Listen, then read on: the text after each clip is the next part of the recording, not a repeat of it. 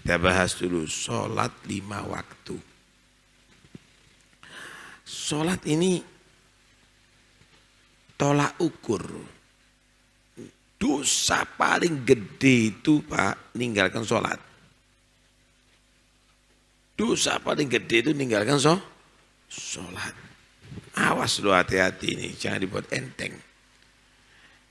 Malah mendapat Imam Ahmad, Imam Sufyan Tsauri, hukumnya kufur walaupun kasal, mal kasal. Karena sebab malas pun ninggalkan sholat kafir hukumnya.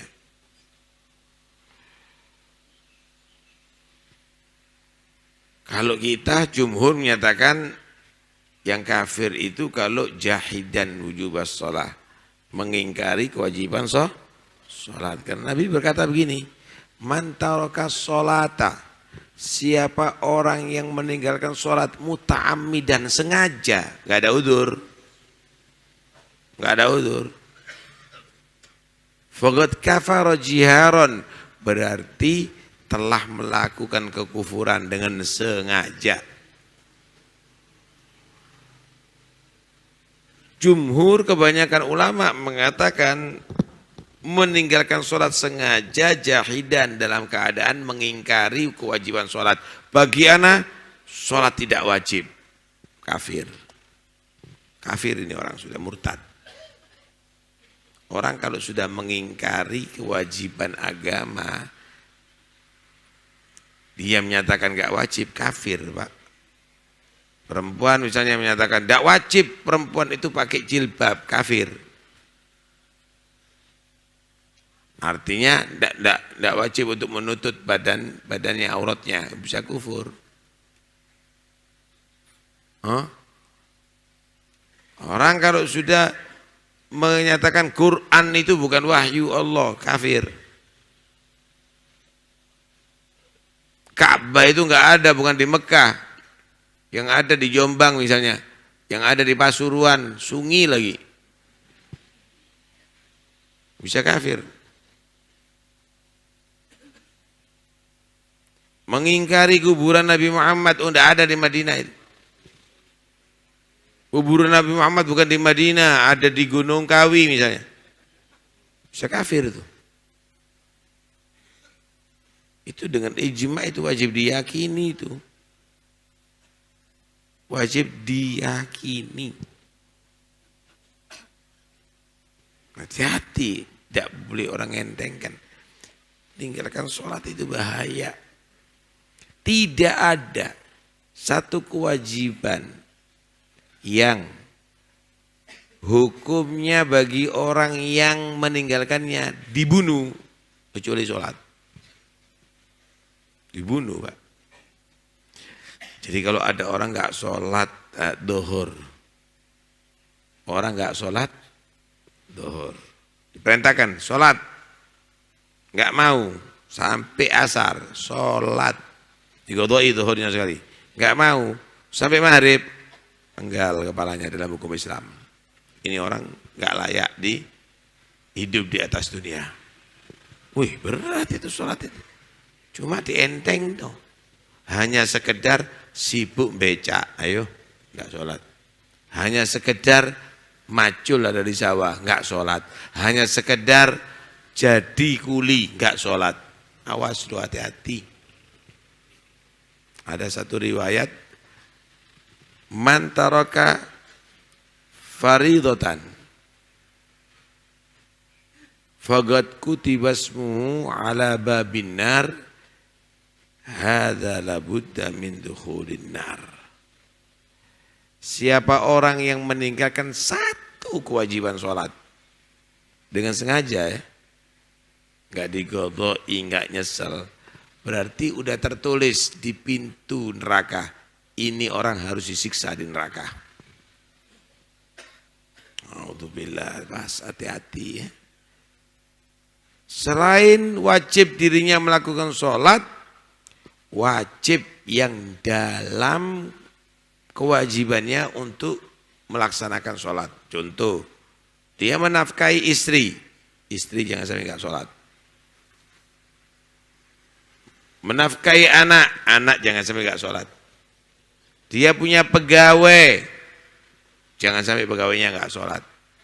Pembantu, jangan sampai pembantunya tidak sholat. Wajib dikontrol itu.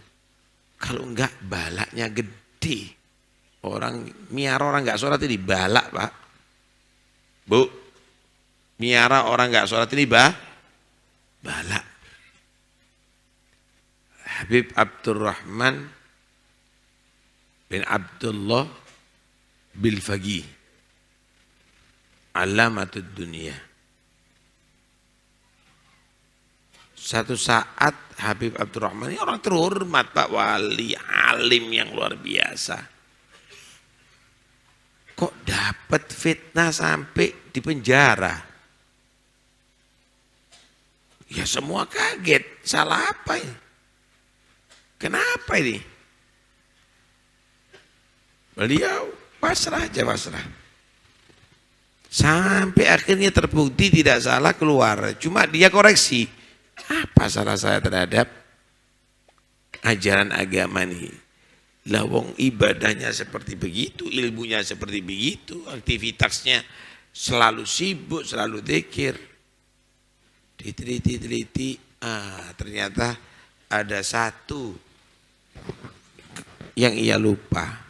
Biasanya selalu ngingetkan sama pembantu sholat sehingga mereka sholat. Satu saat nggak ngingetkan, ada yang nggak sholat, sampai akhirnya dia diingatkan oleh Allah, dapat fitnaan sampai masuk penjara. Bahaya itu. Karena itu adzambu syu'mun ala ghairi fa'ilih. Dosa itu adalah membuat kesialan bagi yang bukan pelakunya. Masih duduk sing nglakoni, walaupun tidak yang melakukan, dia akan mendapat sialnya. Ada orang titip sama kamu ganja, nggak tahu. Digerbek sama polisi, kamu masuk penjara juga. Sial. Karena itu jangan berteman dengan orang yang tidak baik, orang yang maksiat. Kenapa? Pasti akan dapat sialnya nanti. Pasti akan dapat sialnya. Nyupiri perampok gitu, Pak. Nyupiri perampok. Disupirkan perampok tadi itu. Dia bakal akan masuk penjara. Karena itu jangan mau kompromi dengan orang yang maksiat kepada Allah. Hati-hati meninggalkan sholat, hati-hati. Nanti di hari kiamat, awwalu ma yuhasabu bil abdu yaumal qiyamah sholatu. Pertama nanti yang akan dihisab di hari kiamat itu sholat. Telok demi sholatnya. Oh tepat waktu, ikhlas, berjamaah, fa'in wujidat tamah. Kalau selama hidupnya ini sempurna sholatnya, gubilat wasairu amali, dianggap yang lainnya bagus. Sholatnya bagus, nggak mungkin puasanya nggak bagus, nggak mungkin zakatnya nggak bagus, nggak mungkin yang lainnya, dianggap semuanya bagus. Wa in wujidat naqisah, kalau dianggap sholat ini kurang, ya, acak-acakan sholatnya. Kadang-kadang sholat, kadang-kadang nggak sholat, riya lagi, nggak sempurna. Maka seluruh amalnya dianggap, walaupun pondoknya besar, walaupun madrasahnya banyak muridnya, walaupun dia sering buat maulid gede-gedean, sampai mercone rong jam tidak mandek misalnya, semuanya akan sia-sia kalau sholatnya tidak diperhatikan. Walaupun hadir hol nggak sholat, ziarah nggak sholat, maka semuanya dianggap tidak beres. Awas, hati-hati. Sholat jadikan prioritas utama. Selain sholat itu menjadi ukuran utama, sholat itu Pak, pahalanya gede besar sekali. Wih, untuk urusan dunia, sholat itu menjadi pelancar. Pernah Nabi berkata kepada sahabat Abu Hurairah, sahabat yang miskin. Zamannya Nabi. Termasuk ashabu sufa. Rumah itu tidak punya, tidurnya di masjid. Nabi berkata, ya Abu Hurairah, mur ahlaka bis salat. Ya'tikallahu rizq min haitsu la tahtasib. Yu'tikallahu rizq min haitsu lam tahtasib. Abu Hurairah, perintahkan ya keluarga kamu untuk betul-betul jaga sholat benar. Sholatnya berjamaah awal waktu. Maka Allah subhanahu wa ta'ala akan memberikan rizki yang sekiranya kamu nggak sangka-sangka. Sesuai dengan firman Allah, wa'mur ahlaka bis salati wastabir 'alaiha la nas'aluka rizqan nahnu narzuquk wal 'aqibatu littaqwa. Perintahkan ya keluarga kamu untuk jaga salat yang benar. Sabar melaksanakan dengan sempurna. Aku ini Allah yang merintahkan kamu salat, yang merintahkan kamu taat ini, enggak pernah minta rezeki kamu. Urusan kerja tok urip ini ya. Aku ini nggak pernah minta rezeki kamu. Memang bayar Tuhan kamu. Ada pajaknya? Enggak juga. Nah, narzuquk. Aku ini sudah jamin rezekinya kamu. Enggak mungkin kamu itu mati kecuali rezeki kamu sudah sempurna.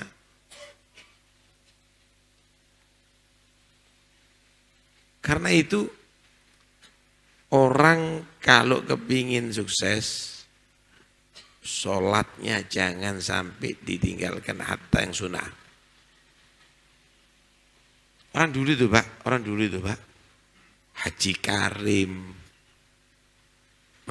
Hajjah Aisyah, itu kadang-kadang mereka enggak punya titel. Petani, ya petani asli, tidak ada, bukan karena insinyur pertanian. Mereka bukan ahli ekonomi, tidak ada sarjana ekonomi, enggak. Kadang-kadang buta huruf, tapi sawahnya hektaran. Puluhan hektar, tambaknya puluhan hektar. Ternyata istiqomahnya ibadah enggak pernah merosot, tetap malah tambah meningkat. Kalau sudah dia dalam nikmat, bagi-bagi nikmatnya. Panen po, tetangga dibagi po. Panen beras, tetangga dibagi beras. Panen tambah, pepandat. Sekarang itu, durung woi lho, wis diborongno. Saking medite. Belum dipanen, sudah dijual, sudah transaksi. Berkahnya kurang. Akhirnya sawah-sawahnya banyak dijual. Saomai gitu loh, dibangno. Kenapa? Enggak berkah, sholatnya berantakan. Dulu itu tidak memulai segala sesuatu kecuali setelah melaksanakan sholat duha. Setiap hari begitu. Dulu itu masih, Masya Allah, datang ke orang-orang soleh. Mau nebar benur, ada ditambah, minta doa. Sama orang tua, sama orang soleh. Gitu dulu. Mau mulai sawah juga begitu. Minta doa. Tidak ada begitu, tidak ada. Kalau sudah panen, selamatan ngundang orang. Kayak panganan, kayak mayoran. Sekarang tidak ada. Tidak ada begitu. Karena itu sudah berubah. Telan, sawah di pinggir jalan di keraton dulu. Teh haji-haji gape. Saya ingin teh selamat di tugu pondok. Enggak selesai. Bukan punya kita lagi. Kan itu balik maning ya. Ibadah yang benar. Insya Allah rezekinya lancar nanti. Ya, rezekinya lancar.